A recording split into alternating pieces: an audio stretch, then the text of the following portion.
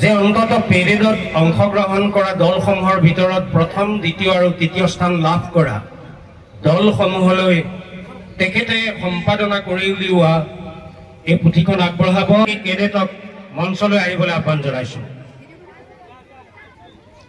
দিয়ক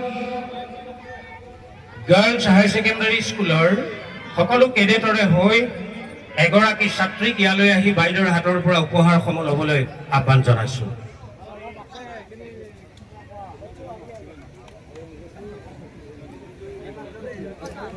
আমি ধন্যবাদ জ্ঞাপন কৰিছো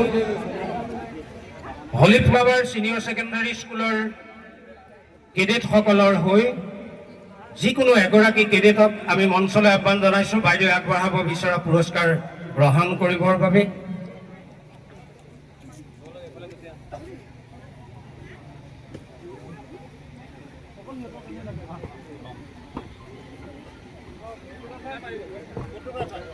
হলি ফ্লাৱাৰ ছিনিয়ৰ ছেকেণ্ডাৰী স্কুলৰ এগৰাকী কেডেটে আহি বাইদেৱে সম্পাদনা কৰা গ্ৰন্থখন গ্ৰহণ কৰিছে।